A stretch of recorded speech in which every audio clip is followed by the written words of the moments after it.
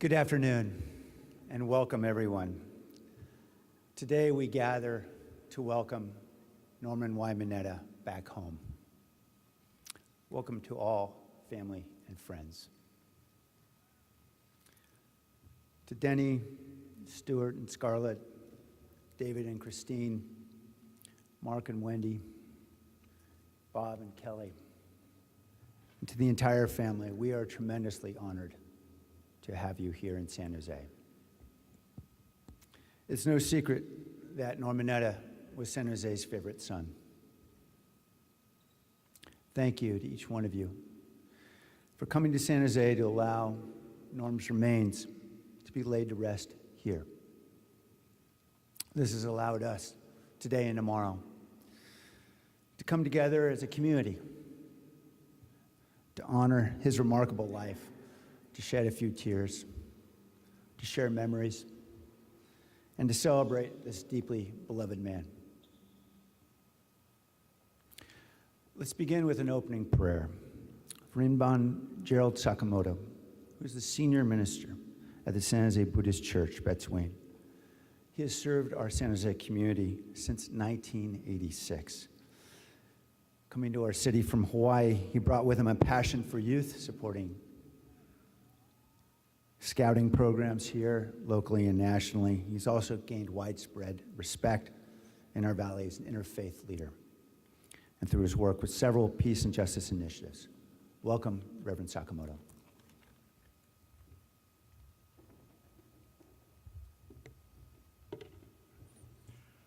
We all have memories of Norm.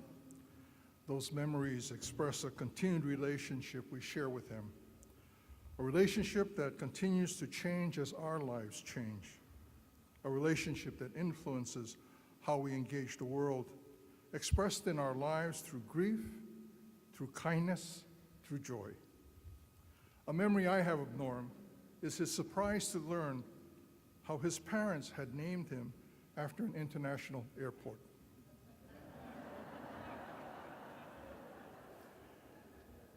Namo tassa bhagavato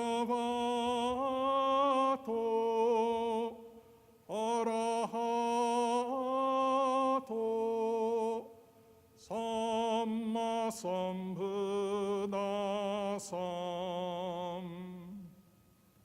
buddham saranam gacchami dhammam saranam gacchami sangham saranam gacchami.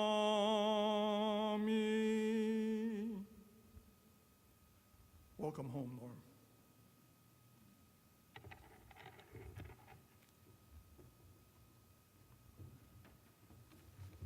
Thank you, Reverend. My name's Sam Liccardo. I'm honored to serve as mayor here in San Jose. I'm joined, I know, by several colleagues. I see Vice Mayor Chappie Jones, Supervisor Cindy Chavez. Thank you both for being here, and thank you all for being here. I especially want to welcome home those women and men who served on Norm's staff, serving our community and country throughout Norm's career. I know I see a few. I see Brian Grayson and many others here. You know, our memorial celebration provides something, an opportunity for people to come back together who've been part of Norm's life and his extended family in various ways. And one of the great joys of my service for Norm for a couple years as a Capitol Hill intern in my late teens was really the ability to observe and meet these wonderfully bright, dedicated public servants and to join their lifelong fellowship as an auxiliary member of the sorority. Norm set very high standards of professionalism and work, particularly for integrity. And what was really remarkable to me was this ongoing sense of commitment and fealty, loyalty that so many of Norm's team members shared.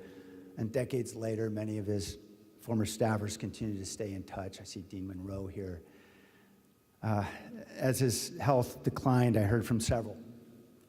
Sherry Boxer-Baker and John Flaherty and Les Francis, so many, because there was a sense of commitment to one another. And when I talked to John Karen the other day about what drove this remarkable connection among all those who served for Norm, John said simply, he inspired me. He inspired all of us. I'd like to introduce two people who need no introduction. Tomorrow, much is going to be said about the extraordinary legacy and contributions of Norm Mineta as mayor, as congressman, as cabinet secretary. But first today, we'll hear from two lifelong friends about Norm Mineta, the person. We're honored first to be joined by Rod Dearden Sr. Rod has been called the father of modern transit in Silicon Valley. He's a 5-term member of the Santa Clara County Board of Supervisors, was a leading light in the creation of our light rail system. His record of leadership brought Rod's name to grace our central transit station in downtown here, and serves today as a great catalyst for a rejuvenation of our downtown. Strong advocate of regionalism, Rod also serves as chair of many important regional agencies. Rod's pioneering role culminated with his service as chair of the board of the High-Speed Rail Authority, and for more than 2 decades, he also served as the founding executive director of the Mineta Transportation Institute, a policy research center created in 1991 by Congress while Norm was chair of the Transportation Committee. Most importantly for today, he was a dear friend of Norm and Denny's.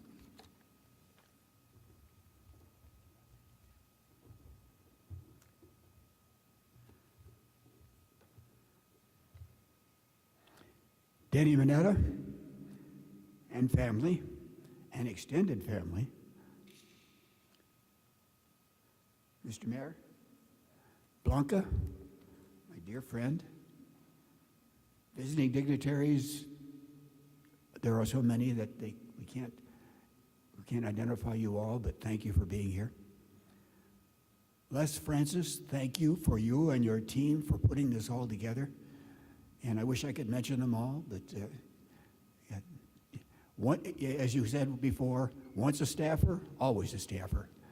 And I can relate to that.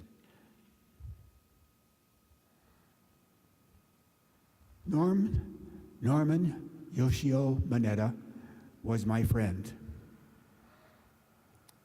That statement is being shared proudly throughout the valley and the world. He was the most impactful person in the history of San Jose. His parents came to America in 1902 in the same massive immigration as the Italians, Irish, and others. They worked hard and found success. Norm grew up with 4 brothers and sisters in a usual American home, studying, playing baseball, dreaming of the future. The Pearl Harbor backlash sent most of the Japanese Americans to internment camps, as with Norm in 1942 to Hartz Mountain and Wyoming's high desert. The young men of military age were allowed to enlist and become involved in the 442nd Rainbow Regiment, which amassed more honors for bravery than any other unit in U.S. history. But 10-year-old Norm and his family were detained in the camps for the duration of the war. The parents tried to maintain normalcy with schools, sports, and other activities. But as Norm stressed, the barbed wire and machine guns pointed inward from the guard towers at the corners and were not designed to protect, but rather to detain. Through the terror of it all, Norm had many great stories about scouting and pranks played on others by he and the boy who later became Senator Alan Simpson, a cross-party ally in Congress. After the war, Norm returned home, completed San Jose High School, where he was student body president and a point guard on the basketball team, and then UC Berkeley. He served his Army ROTC commission as an intelligence officer in Korea. Returning home, he began working at his father's insurance firm, but soon was persuaded by both the Japanese and Italian communities to seek political office. The old kingmakers at that time, led by Dutch Hammond, arranged his appointment to the Human Relations Commission and others, from which he was appointed to a vacant seat on the city council in 1968. Wonderfully thoughtful Mayor Ron James decided not to run for re-election, and he and others proposed Norm, who became mayor in 1972. During that impactful time, we represented local governments on the Santa Clara County Rapid Transit Development Project's Joint Powers Board, which is where I got to know him. We created the region's first integrated sustainable transit master plan, of which he had quite a bit to do. The results are the intercity rail, which is now going to be high-speed rail, BART, commuter rail, light rail, buses, bicycle systems, all currently under construction. Longtime Republican Congress member Charlie Goopser was becoming more senior. Some say he saw the Mineta writing on the wall, and he chose not to run for re-election. That allowed Norm to run successfully for Congress in 1974 against then Assemblyman George Milius. The early 1970s saw almost total conversion from the Republican-leaning rural control of politics to a Democratic-leaning environmental and social program-oriented Silicon Valley of today. Norm led that shift and thrived in Washington.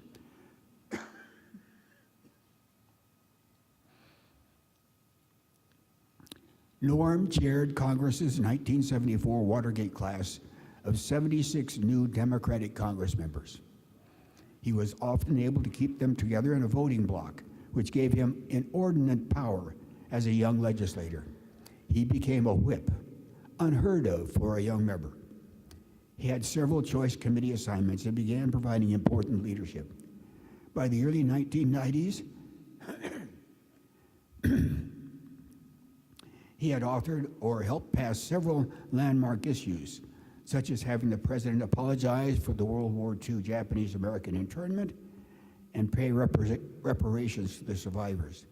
He chaired the House Transportation and Infrastructure Committee, the Surface Transportation Committee, and authored the landmark Intermodal Surface Transportation Efficiency Act of 1991. For the first time, over 20% of the nation's gas taxes were invested into local mass transit programs.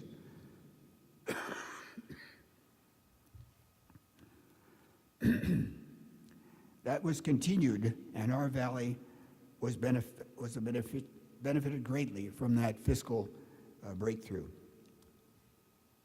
Thanks. That is the most impactful water bowl you're ever going to see.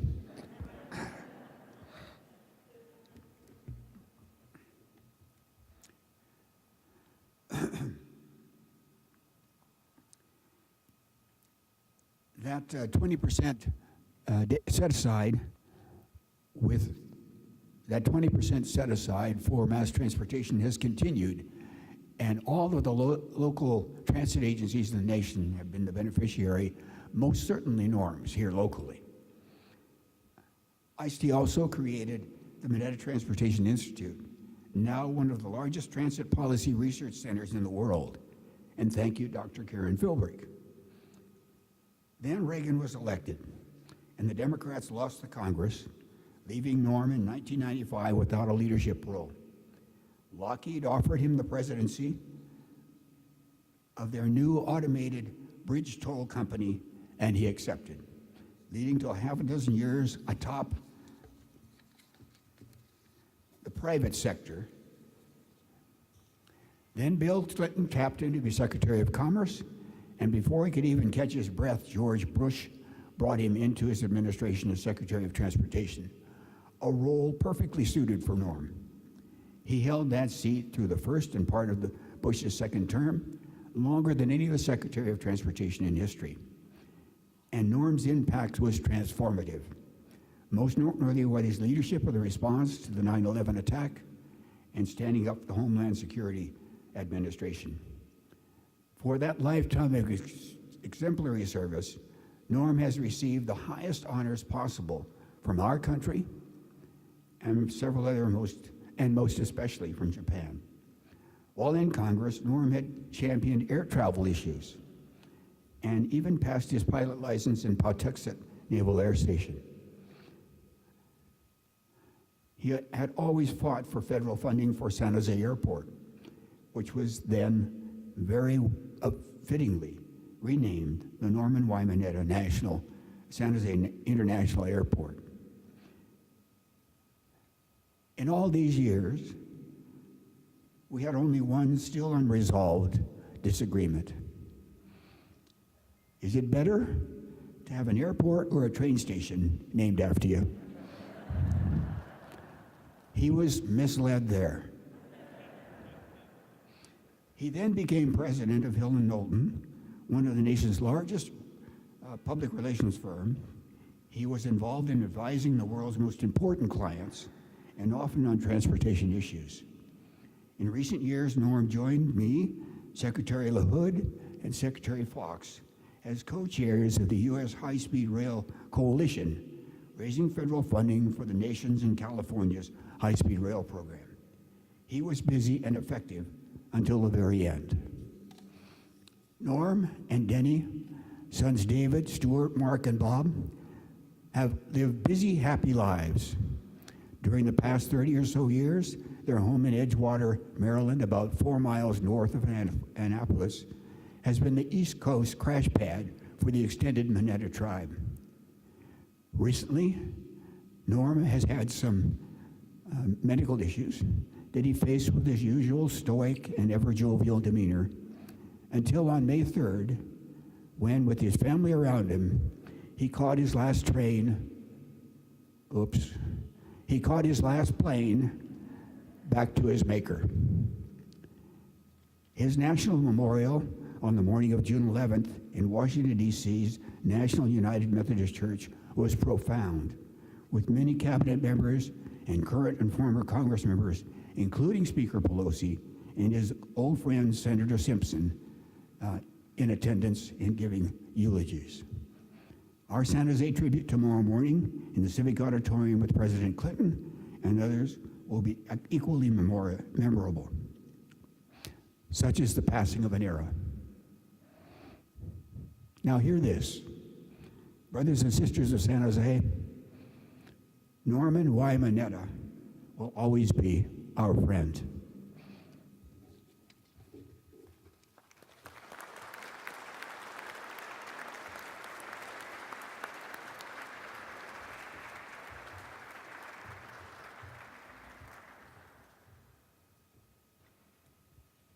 Thank you, Rod.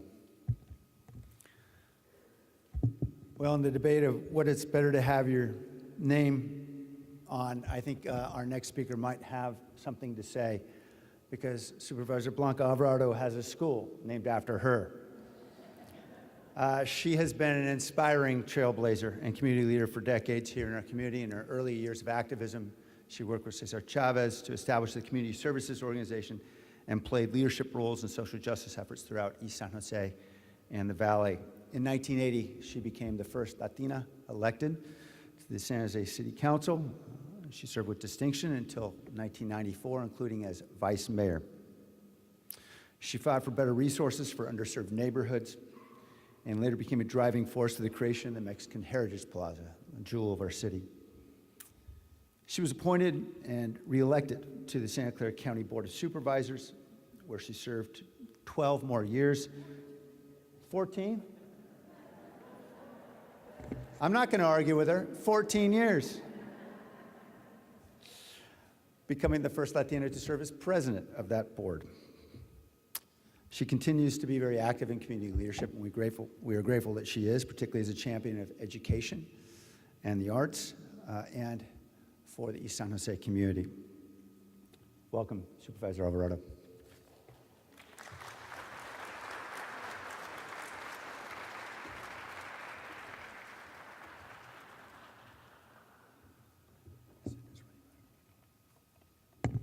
The very first thing I have to say is that I don't know what the mayor said about me, and I may be duplicating some of Rod's memories because the audio, the acoustics back here are not good at all. So bear with me. I will start by greeting and saying thanks to the Reverend Gerald Sakamoto for his opening prayer, and thanks to Imam Tahir Anwar for his closing prayers as well. Many thanks go to Mayor Liccardo, the organizers of this event, and to all of us, Norm's family of supporters. I am honored beyond words to gather with you, to lend comfort and support to Denny, to Stuart, to David, to the Mineta family, and each of us. These moments of reflection are a tribute to a man who was everybody's BFF, everybody's best friend forever, the Honorable Norman Y. Mineta.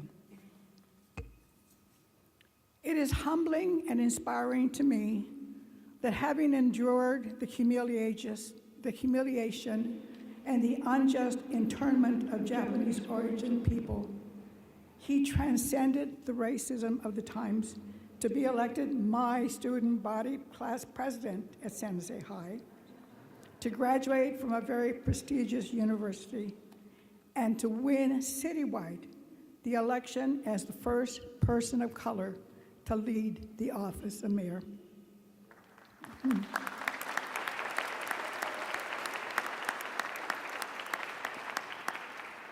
The words of author, essayist James Baldwin come to mind.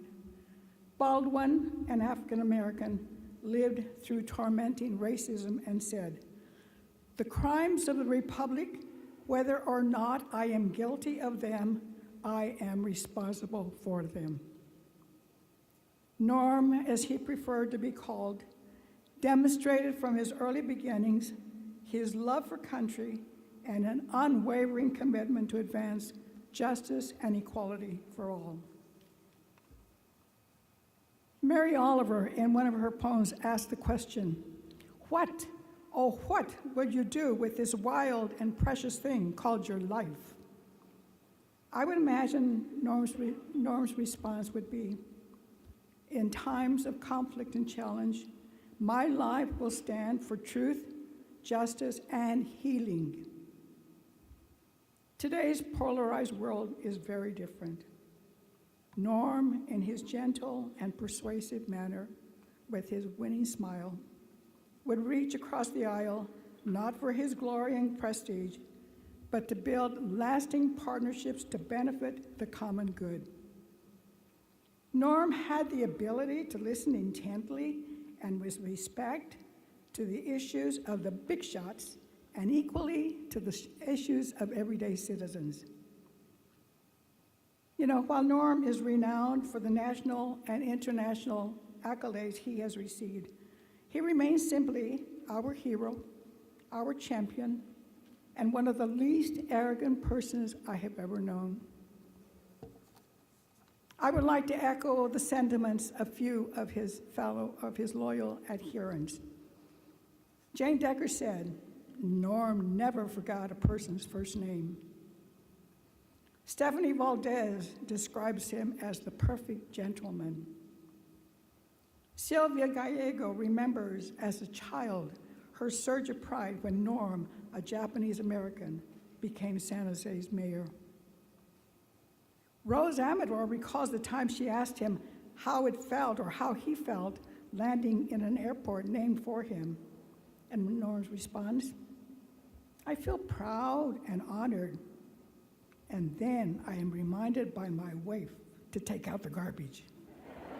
That was Norm's, his humility shown at that time.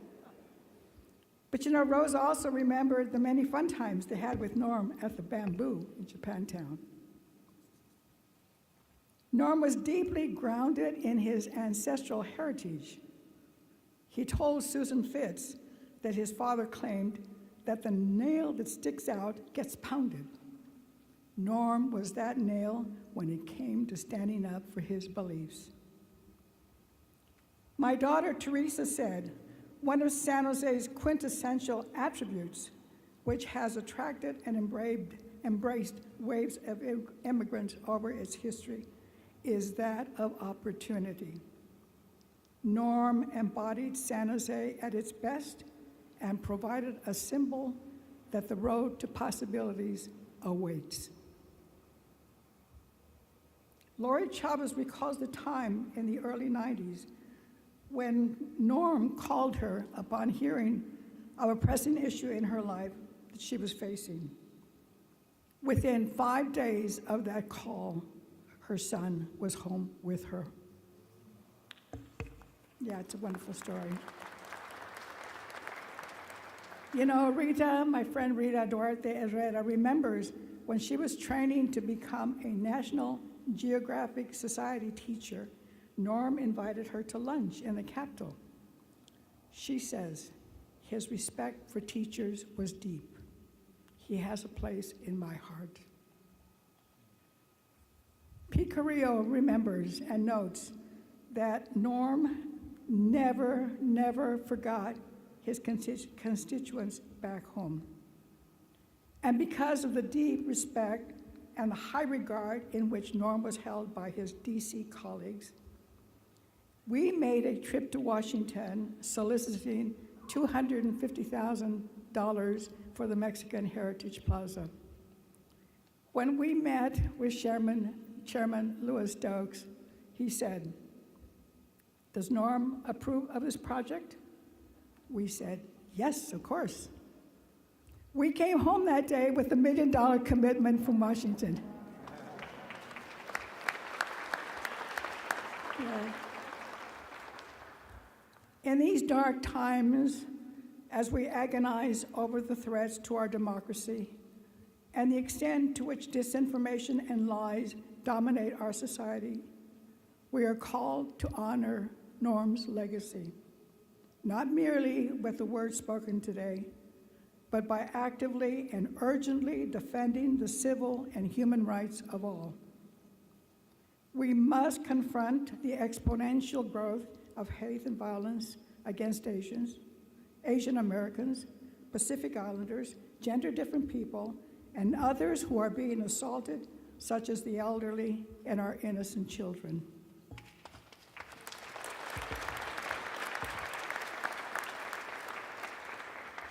And finally, to live the example that Norm has left, we must re-energize our resolve to create a world in which people are not left behind because of differences, but are embraced so that all can flourish.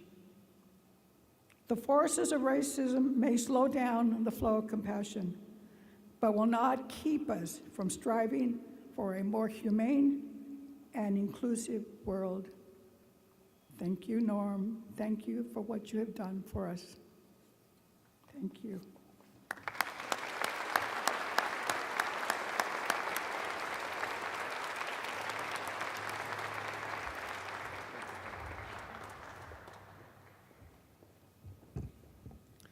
Thank you, Blanca.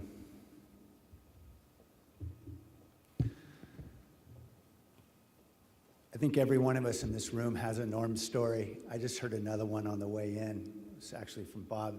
He said that counted the story of a constituent coming into the office when Norm was mayor here, I guess in the old City Hall. And the constituent said, "I want to speak to the mayor, and I don't want to speak to anyone lower than the mayor." And Norm overheard this back in his office, and he yelled out, "There is nobody lower than the mayor." And how appropriate, because we all knew Norm not as Mr. Mayor, not as Mr. Secretary, not as Mr. Congressman, but as Norm. That was the beauty of the man, and he had such a deep personal connection to so many people in this community. I wanted now, if I could be joined by Vice Mayor Chappie Jones, I wanted to present something that we've been passing around over on the 18th floor with my colleagues. We've declared and I'll save all the whereases because I think you've probably heard them all. We have declared tomorrow to be Norman Y. Mineta Day in the city of San Jose. And I wanted to ask, Denny if she'd like to join us.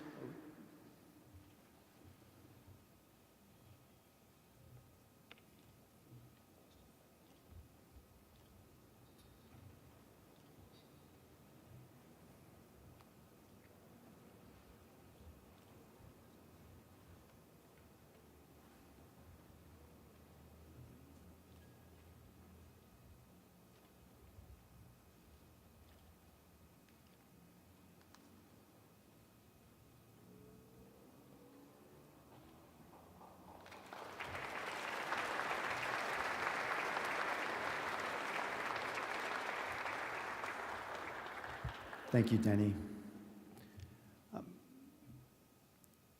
Before our benediction, I wanted to thank a few folks. There have been many who've been deeply involved in this planning, and I really want to start with Les Francis, and I guess Rod Deardown put it well, once a staffer, always a staffer. Thank you, Les, for your work tirelessly in bringing us all together from afar, from the East Coast, and your daughter, Kirsten Francis Carr. I want to thank all those who worked together on this, and I'm not going to get everybody, but I know Rich Robinson, Yvonne Ryzak, I know Demon Rose has been working hard, I know, on this event tomorrow, John Flaherty.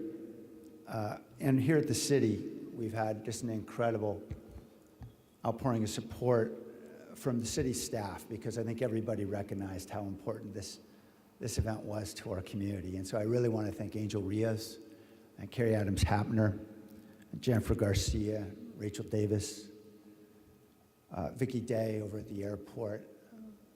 We are just very blessed to have a family here in San Jose that values the best of San Jose, and that's what Norm Mineta was. So for our closing prayer, our benediction, I'd like to welcome Imam Tahir Anwar, who moved to the Bay Area in 1983, and we're fortunate he made his way to San Jose to call this his home. He served as imam of one of the oldest masjids in the country, the Islamic Center of San Jose, since 2001. He's known nationally for his scholarship. He's the head of the Islamic Studies Department at the Granada Islamic School. And outside of the mosque, he has taken on several leadership roles in our community, including here at the city, the Human Rights Commission, and with the Human Relations Commission at the county. Welcome, Imam.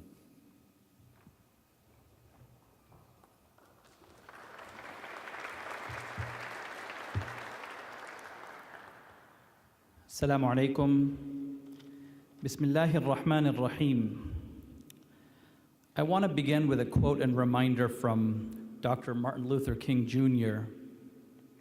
He says, "Life's most persistent and urgent question is, what are you doing for others?"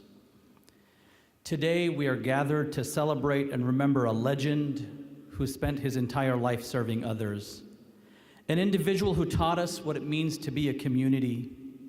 That is because the face of America today is not just white or black, Hispanic or Asian, it is diversity. It isn't one solid colored blanket, but a patchwork quilt threaded together with the unique motifs of all of our stories. In the Bible, we read, 3 things will last forever: faith, hope, and love. And the greatest of these is love. It is our love for him that gathers us here today. The Muslim funeral prayer reads, "O God, forgive our living and our dead, those who are present amongst us and those who are absent, our young and old, our males and females. O God, whoever you keep alive, keep them alive in submission to you, and whoever you cause to pass, cause them to pass with faith in you." Please join me in a brief prayer. Our loving and eternal God, the one who knows our heart and from whom no secret is hidden, we come before you with all sorrow and pain that is in our hearts today. For we have loved our brother and we will miss him. We bring our grief, our sense of loss before you. We also come before you with a sense of hope for the promises you bring for eternal life. Thank you for their life and all the years we shared with them. We lift them up to you in honor of the good we saw in their life and the love we felt from them. Good and wonderful God, we say goodbye to our departed loved one for one last time. We grieve because we will not see them any longer, but we also celebrate because we know that our loved ones are enjoying your presence right now without sickness or pain. We rejoice because we know that our loved ones are safe and at peace. Thank you for this wonderful gift of eternal life. Lord, let our hearts be pure as we say farewell to our dear one. Open us to your presence. Amen. Thank you.